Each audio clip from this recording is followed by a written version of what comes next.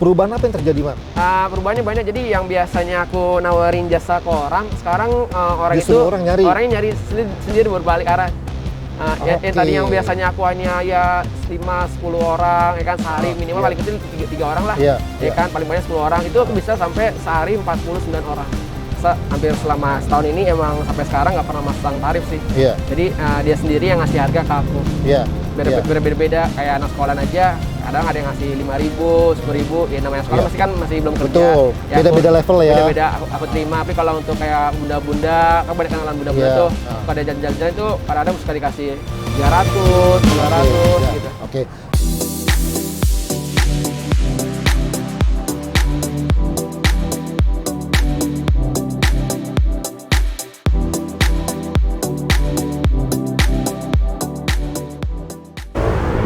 Oke guys, sekarang saya sedang bersama dengan sosok yang sangat fenomenal, sangat mencuri perhatian para milenial, apalagi kalau urusannya dengan berfoto-foto.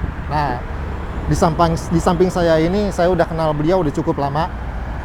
Namanya Somad, Abdul Somad. Nah, Somad ini adalah tulang punggung keluarga, bisa dibilang, dan mempunyai keahlian fotografi. Fotografinya itu bisa dibilang unik karena beliau ini tidak menggunakan alat-alat mahal, tidak menggunakan kamera mirrorless atau DSLR, hanya cukup menggunakan smartphone. Bagi kalian yang pernah menggunakan jasa Somad mungkin sudah tidak asing lagi, karena Somad ini memang hampir setiap hari punya klien antara di Jakarta sini, khususnya Jakarta Pusat, Kota Tua sampai ke Senayan. Nah, untuk jelasnya kita akan coba tanya beberapa 1-2 pertanyaan ke Somad untuk sementara. Somad, kamu menggeluti bidang ini awalnya dari gimana, Mat? Bisa tercetus punya hobi fotografi itu berawal dari apa? Karena kan Mas Bedo tahu kamu pernah kerja di Dufan ya? Iya. Nah, itu gimana? Bisa ceritakan nggak? Jadi dulu tuh sempat kerja di Dufan sebagai office boy selama hampir 7 tahun. Jadi awal mulai itu bisa punya foto yang bagus itu ya belajar otodidak. Sering-sering ketemu pengunjung, bisa tolong difotoin. Akhirnya aku inisiatif sendiri. Bagaimana cara mereka biar main ke Dufan itu senang, bahagia. Akhirnya aku menghasilkan satu karya sebuah foto. Jadi semua HP mereka aku otak kayak jenis-jenis kamera HP gitu lah. Oh, berarti awalnya emang dari OB ya? OB, karena dari OB itu kita tahu di Dufan itu kan banyak orang mengabadikan foto. Benar. Akhirnya mereka meminta jasa Somad, bukan jasa, minta bantuan ya? Minta bantuan. Yang saat itu mungkin nggak punya keahlian untuk fotografi. Benar. Karena saking seringnya mengambil foto orang, punya trik tersendiri ya? Bener gitu ya? Benar-benar. Oke. Nah, sekarang setelah dari Dufan itu, Somad akhirnya kemana? Akhirnya sekarang bisa terjerembab di kegiatan seperti ini gitu. Iya benar. Ya akhirnya ya aku memutuskan untuk minta izin sama orang tua. Jadi berhenti dari pekerjaan Dunia Fantasi, beralih jadi tukang foto keliling Jakarta. Oke. Dari tukang foto di Jakarta itu berarti orang tua tahu ya? Tahu, alhamdulillah. Tahu ya. Iya. Nah, orang tua nanya nggak, loh modalnya apa, Mat? Kamu kan nggak punya peralatan, kamu kan nggak punya kamera yang memadai untuk mengabadikan foto orang gitu loh. Jadi modalnya doa orang tua aja sih. Oke, alhamdulillah. Alhamdulillah, jadi yang jadi berkah jalan hidup aku. Oke. Waktu kamu tercetus untuk melakukan fotografi itu sampai akhirnya berpikir gak, aduh aku foto pakai apa ini ya? Seperti itu. Pernah berpikir sih mau foto pakai HP apa kamera ya, soalnya pernah ngobrol sama ibu juga sih. Ngobrol, Bu, aku punya kalian pakai HP nih, boleh nggak minta izin beli HP gitu. Akhirnya orang tua ngizinin untuk beli smartphone gitu. Oke, berarti karena dari awalnya kamu sempat melakukan sesi fotografi dengan HP para pengunjung Dufan itu, akhirnya kamu berkeyakinan ya, aku bisa nih pakai HP nih. Seperti itu ya. Benar. Oke. Nah, saat menggunakan HP itu kepikiran nggak HP ini apakah ada riset gitu loh? Kalau pakai HP itu harusnya HP ya gitu. Nggak usah sebutin brand ya. Nah, itu kamu riset dulu nggak? Kira-kira yang bagus tuh apa ya? HP kayak gitu. Jadi aku pernah lihat foto dari HP orang gitu. Jadi aku inisiatif kayaknya pakai HP yang kayak gitu. Ketahuan gitu. Yang ini nih ya, gitu ya. Kayak gitu. Jadi biar semoga hasilnya bagus gitu. Oke, baik. Oke. Simpen dulu ceritanya. Nanti kita akan kupas lagi lebih tuntas, Mat. di tempat yang lain. Oke, sekarang kita lanjutkan dulu untuk sesi foto ke klien-klien kamu. Oke? Oke. Ya, Terima kasih. cukup ya. Satu, tahan, dua, tiga. Agak ke kiri dikit, atas dagunya dikit, naikin. Dua, tahan, dua, tiga. Lagi. Oke, jari-jari tangannya masukin ke rambut sini. Tiga jari, oke gitu, 3 jari tahan. Kita gitu, 2, 3, cakep, tahan, 2, 3. Ke kanan dikit mukanya, tahan, 2, 3. Oke Mbak. Nah, nama dan tinggal di mana? Nama Mbak Nur, tinggal di Pluit. Tinggal di Pluit. Pekerjaan? Pekerjaan jaga kos-kosan. Oh, jaga kos-kosan. Wah, Iya. keren. Yang punya kos-kosan atau jaga doang nih? Jaga aja. Bohong ah, jaga kali. Jaga. Oke, Mbak Nur kan kita kan lagi menceritakan sosok Somad nih, Iya. sebagai fotografer jalanan yang menggunakan smartphone ya. Pertama tahu sosok Somad itu dari mana, dan setelah itu kelanjutannya seperti apa? Tolong ceritakan. Awalnya sih saya sama temen di sini mau foto sama fotografer juga, cuman nunggunya kan lama. Terus tiba-tiba ketemu Kak Somad, fotoin pakai HP. Terus kita lihat hasilnya itu bagus banget. Terus akhirnya nyamperin ke sini, minta tolong fotoin. Hai guys, setelah kita tadi lihat aksi Somad di beberapa spot untuk mengabadikan teman-teman milenial di daerah Duku Atas ini, nah sekarang kita berkesempatan untuk menginterview beberapa pertanyaan ke klien-kliennya Somad. Jadi klien-klien ini bertiga ini mereka pernah menggunakan jasa Somad sebelumnya, karena memang hasilnya memuaskan, jadi mereka kembali untuk difoto kembali. Jadi kita akan ada beberapa pertanyaan, kesan-kesannya selama menggunakan jasa Somad sebagai fotografer jalanan yang menggunakan sebuah smartphone. Halo, hai, Hai, apa kabar? baik. Kamu namanya siapa? Nuraini. Yang ini? Aku Jihan. Saya Putri. Kalian teman sekolah semua ya? Iya. Oke. Sekolah. Aku mau tanya aja yang lebih awal. Pertama ketemu dengan Bang Somad tuh di mana? Taunya dari mana? Aku nemunya di IG. Di IG ya? Iya. Kan kita tahu ya Bang Somad kan sempat viral di TikTok ya. Iya. Nah setelah itu kalian tahu dari nyambung ke IG ya. Iya. Nah saat itu kalian mencari tahunya ke Bang Somad untuk menggunakan jasanya gimana tuh? Prosesnya gimana? Cari taunya di TikTok langsung. Di TikTok langsung ya? Iya. Terus kamu DM Iya, ke Bang langsung Somad? DM. Oke. Saat itu spot kalian untuk take foto dengan Bang Somad itu di mana tempatnya? Pertama kali di JPO atas. JPO di sini ya? Iya. Oke. Waktu itu hari apa? Hari Minggu. Hari ya, Minggu kalau ya. nggak Terus kesan-kesannya kalian waktu saat diabadikan sama Bang Somad gimana? Ada kesan takjub atau gimana? Karena kan kita tahu ya Bang Somad kan Iya, pakai Bang. smartphone ya. Iya. Nah, menurut kalian gimana? Pertama kali sih malu kalau difotoin orang ya. Oke, Apalagi oke. kan baru kenal. Ya. Iya. Habis itu difotoin baru lihat apa namanya hasilnya bagus juga Oke, ternyata. iya. Nah, sekarang kan kita tahu nih, Bang Somad itu tidak pernah menarifkan ya.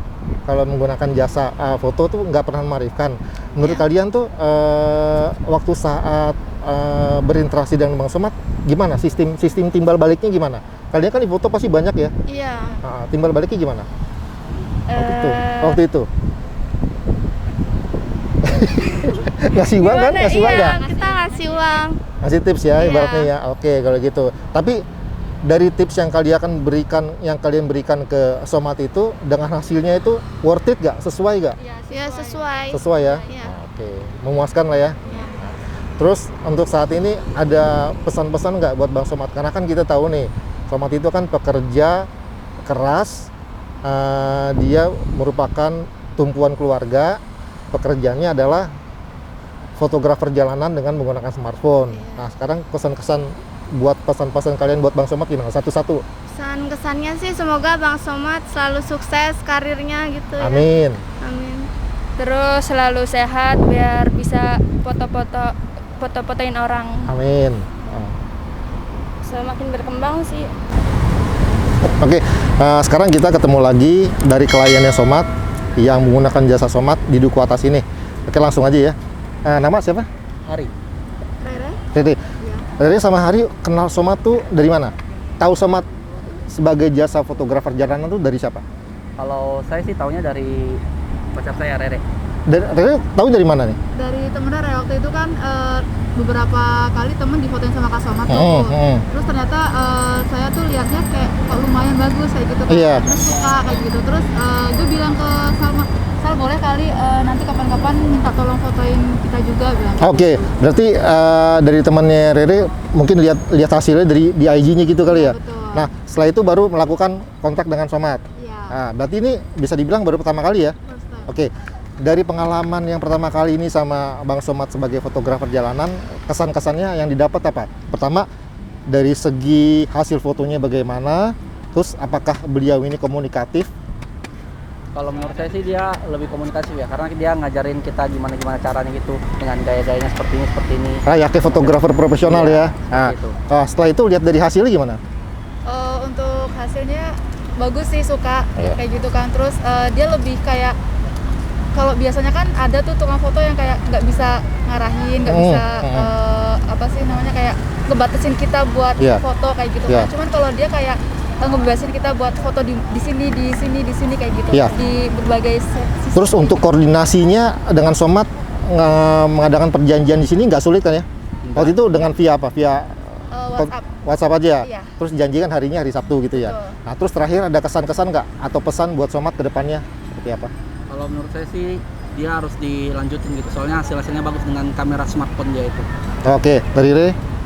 Menurut saya kan ibaratnya dulu pernah foto-foto juga kayak gitu. Jadi kayak harus dikembangin lagi kayak gitu. Soalnya langka juga kan fotografer yang bener-bener yang ngebebasin modelnya buat foto di berbagai sisi kayak gitu. Oke. Kita ngobrol lagi sama Somad. Setelah tadi sesi pertama, kita sudah sedikit kupas mengenai Somad, mengenai kegiatannya. Sekarang kita akan ngobrol lanjutin lagi ya. Mat, Iya mas. kamu kan lu di daerah area sini kan, nama kamu kan udah lumayan terkenal nih. Bisa dibilang hampir setahun yang lalu kamu sudah melakukan kegiatan fotografer jalanan ini. Oke. Karena sesuai yang pengamatan saya, memang kamu kayaknya yang pertama yang melakukan itu di sini ya. Nah, kamu ngelihatnya apakah fenomena seperti ini akan berlanjut lama? Dan menurut kamu nih, pekerjaan yang kamu lakukan ini akan menjanjikan nggak buat kamu sendiri? Kalau untuk masalah untuk menjanjikan, yang pertama ya, ya insya Allah Bismillah ya. Soalnya tempat ini emang udah Instagramable banget ya. Ya. Banyak banget juga fotografer yang datang ke sini ya kan, bawa modelnya juga ya kan. Itu untuk masalah insya Allah rezekinya kan udah masing-masing. Oke. Jadi yang intinya sih terus berkarya aja dalam arti berkarya terus dikembangkan. Oke, Mat. Mungkin yang netizen sangat penasaran nih, awalnya kamu tuh sampai viral seperti ini, bisa tolong diceritakan nggak kejadian yang pertama awal sampai kamu tuh lumayan banyak dikenal orang, baik di TikTok, ya pokoknya di sosmed lah. Nah itu awalnya itu pencetusnya apa, Mat? Jadi awal mulainya itu, jadi aku sempat sih ketemu seorang wanita. Jadi aku lagi nawarin jasa ke mereka, namanya Kak Naura, ya kan. Ternyata aku nggak ngeh, tiba-tiba sama dia di videoin. Aku lagi fotoin temennya, terus sama dia di videoin. Ternyata sekitar sorenya itu sama dia di share ke TikToknya dia. Oke. Nah, jadi awal mulai itu dikenal sosmed dia dari TikTok akun dia, Kak Naura, nama TikToknya is Naura. Jadi pas malamnya itu tiba-tiba aku kaget buka Instagram, ya kan, aktif ini Instagram ini tiba-tiba banyak banget yang follow aku, DM aku. Pencetusnya dari situ. Karena Mbak Naura ini followernya banyak. Banyak iya. Akhirnya penasaran nih jatuhnya. Nah, sejak saat itu perubahan apa yang terjadi, Mat? Perubahannya banyak. Jadi yang biasanya aku nawarin jasa ke orang, sekarang orangnya nyari sendiri berbalik arah. Tadi yang biasanya aku hanya ya 5-10 orang, ya kan, sehari minimal paling kecil 3 orang lah, ya kan, paling banyak 10 orang. Itu aku bisa sampai sehari 49 orang. Masya Allah. 40 sampai 50, 90 orang setiap hari, apalagi kalau weekend. Iya. Nah, dengan intensitas sebanyak itu terjadinya itu hanya hari kerja atau dari weekend doang? Kalau buat hari weekend sih paling banyak hari weekend. Jumat, Sabtu, Minggu. Iya, paling weekend. Sekarang gimana cara kamu ngatur agendanya? Jadi Ini kan pasti kan kalau sampai puluhan gitu kan tabrak-tabrakan nih. iya. Itu cara kamu membangun komunikasi biar itu tidak tabrakan tuh gimana, Mas? Nah, jadi aku ngatur ya jadwal. Jadi kadang-kadang ya yang mau janjian sama aku foto nih. Terkadang kalau jadwalnya bentrok nih, kadang-kadang bisa nggak aku ke hari yang lain. Kalau enggak, kalau harinya sama, bisa nggak jamnya dirubah ke jam kalau siang, kalau nggak sore gitu. Banyak kejadian nggak yang orang udah janji akhirnya ngebatalin sepihak? Kalau masalah itu ada juga sih yang udah janji tiba-tiba dibatalin sepihak, tapi aku yakin aja itu namanya rezeki yang tertunda. Betul. Nah, terus gini, dari hasil kamu melakukan pekerjaan ini yang sampai sekarang ini yang banyak peminatnya, ibaratnya animonya tinggi begitu ya. Nah, sekarang buat kamu nih tantangannya ke depannya apa, Mat? Bukan soalnya kan begini. Kita tahu ya bahwa kalau misalnya suatu pekerjaan seorang itu menghasilkan pekerjaan yang baik, yang bagus, apalagi dari segi value of money itu sangat ekonomis, ini pasti kan berdatangan semua nih. Nah, kamu menyiasati ini gimana nih? Jadi rencananya sih kalau untuk masalah itu aku pengen ganti HP sih rencana. Jadi biar apa? Soalnya kan HP kan udah setahun nih aku biasa buat foto. Aku pengen ganti HP yang jenis baru gitu. Jadi biar ada perkembangan dikit gitu. Setuju. Terus gini, Mat. Kalau kita tadi kan Somat bilang di awal, di sini juga banyak fotografer pro yang menggunakan kamera-kamera yang mirrorless atau DSLR. Nah, dari segi kita menyebutnya bukan kompetisi ya. Dari segi apakah ada persaingan semacam seperti itu? Apakah pernah nggak suatu kali misalnya fotografer nyamperin kamu, lo pakai apa sih, lo kayak handphone kok bisa begitu? Pernah nggak kayak gitu? Kalau itu pernah sih. Jadi ada fotografer penasaran kan, nih orang kok modelnya banyak banget, ya kan? Penasaran, akhirnya disamperin, mas fotografer juga ya? Iya mas, alhamdulillah, tapi saya pakai HP. Makanya dia kaget, ya kan? Akhirnya dilihat tuh hasilnya, wih bagus ya. Ini tanpa edit enggak mas, soalnya kan ini kan dari resolusinya ya kan, dari kamera itu kan emang bagus kan, tinggi banget kan resolusinya. Iya, akhirnya kadang-kadang aku juga sharing juga sama fotografer juga, jadi sama-sama sharing sih. Sekarang mengikuti pertanyaan yang sebelumnya ini tadi, kira-kira kamu ada keinginan nggak untuk merubah profesi fotografer jalanan menggunakan smartphone menjadi fotografer jalanan menggunakan kamera pro? Itu ada keinginan nggak? Kepikiran nggak seperti itu? Kepikiran sih ada sih, rencana buat pakai kamera kayak pro gitu, tapi emang sih rencana sih masih pakai HP dulu sampai ya jangka 2 tahun 3 tahun. Tapi alhamdulillah sih ada orang baik ya kan, itu ngasih spot, ngedukung aku pakai dikasih Fuji film. Ngasih kamera mirrorless ya? Iya, alhamdulillah. Kamera mirrorless. Jadi untuk Bunda Lady Mona Lisa, iya dia untuk Bunda Mona Lisa, makasih banyak ya, udah hampir sebulan ini aku pakai kamera mirrorless dari Bunda. Alhamdulillah udah aku kembangkan, alhamdulillah hasilnya bagus. Jadi insya Allah aku rawat terus, jaga dengan baik-baik. Amin. Nah, pertanyaan selanjutnya adalah, mungkin untuk sebagian orang pertanyaan ini lumayan sensitif ya, karena terkait dengan uang. Selama ini klien-klien kamu nih ya, menggunakan jasa kamu tuh, sistem pembayarannya gimana? Apakah, karena gini, yang saya dengar nih, saya kan udah riset juga ya, bahwa kamu tidak mematok harga, ya kan? Nah, tapi kenyataannya di lapangan seperti apa, Mas? Bisa diceritakan? Untuk masalah kayak masalah harga itu, jadi jasa hampir selama setahun ini emang sampai sekarang nggak pernah masang tarif sih. Jadi dia sendiri yang ngasih harga ke aku. Beda-beda, kayak anak sekolah aja, kadang ada yang ngasih 5.000, 10.000, ya namanya sekolah masih belum kerja. Betul, ya, beda-beda level ya. Beda-beda aku terima, tapi kalau untuk kayak bunda-bunda, kan banyak kenalan bunda-bunda tuh, suka ada jalan-jalan tuh, kadang-kadang suka dikasih 300, 200 gitu. Terus selama ini, Mat, perkembangannya nih, kalau saya lihat nih, kayaknya makin meningkat ya. Apakah jasa yang menggunakan jasa kamu itu hanya di sini aja? Apakah kamu sempat dipanggil sampai keluar kota segala macam gitu? Kalau itu alhamdulillah sih sampai keluar kota. Paling jauh itu di Banyuwangi. Dapat undangan dari travel, dikasih job besar dari dia. Ya suatu rezeki ya alhamdulillah. Dan tetap menggunakan handphone? Menggunakan handphone. Dan hasilnya tetap puas? Puas, alhamdulillah, dokumentasi. Dan yang kedua kalinya mau diundang juga ke Jogja insya Allah rencana. Luar biasa. Nah, terus untuk penutupan terakhir nih Mat ya. Somat kan bisa ceritakan nggak saat ini nih, kalau saya lihat kan, kalau kita lihat nih, kamu kan pekerja keras nih, working class hero istilahnya, pekerja keras ya. Nah, coba kita pengen tahu dong, mungkin netizen pengen tahu keberadaan di rumah tuh seperti apa, apakah ayah atau ibu kerja, Somat punya berapa adik, atau kegiatannya di rumah tuh selain jadi fotografer perjalanan tuh ngerjain apa aja di rumah gitu. Kalau untuk adik ya, adik saya tuh ada 3, cowok semua. Yang satu udah nikah umur 23, yang 2-nya masih belum nikah. Oke.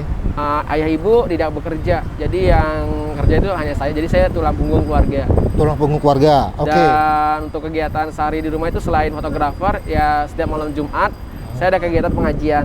Pengajian remaja. Oke, di setempat ya? Di tempat ya, pengajian remaja itu memang rutin setiap malam Jumat. Setiap malam Jumat. Iya.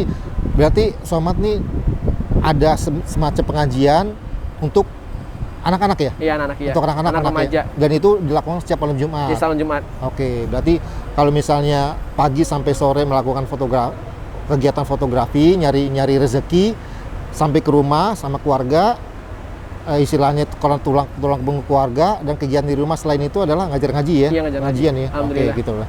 Oke, Mat, untuk terakhir Mat, mungkin ada semacam harapan ke depannya seperti apa setelah ini, karena kan kita tahu nih bahwa rezeki itu kan asal ada kemauan kan pasti ada aja ya. Ini harapannya apa Mat? Harapannya satu sih, semoga aja kalau lagi ngumpulin uang sih dikit-dikit sih, pengen beli laptop kalau emang ada rezeki. Soalnya kan suka ada job-job kayak foto prewedding, bikin konten video sinematik. Jadi satunya kekurangan itu laptop, soalnya kalau buat ngedit emang harus pakai laptop. Iya. Oke, berarti bisa dibilang nih, kalau dari informasi yang kamu berikan ke kita bahwa ini menuju ke arah yang lebih profesional lagi ya. Jadi memang sepertinya akan lebih ditekunkan ya. Insya Allah. Oke, ya kita doakan aja lah biar semuanya lancar. Makasih. Ya Mat ya. Terima kasih banyak ya. Makasih banyak ya. Setelah kita mendengar cerita yang sangat inspiratif dari seorang Somat, kita tahu bahwa rezeki itu bisa dicari ya dari mana saja apabila ada kemauan gitu loh. Contohnya adalah sosok seorang Somat dengan kemauan yang besar, yang gigih, dan fasilitasnya sangat minim. Ternyata rezeki itu bisa dicari dan dia bisa menjadi tulang punggung keluarga yang sangat menjanjikan. Bahkan dia punya cita-cita akan menjadi fotografer yang profesional. Kita harus dukung manusia-manusia seperti Somat, karena dengan alatnya seminim mungkin, dengan keberadaan yang sangat minim, hanya dengan kemauan, semua itu bisa terwujud. Kita saksikan konten-konten berikutnya di lain waktu. Bye.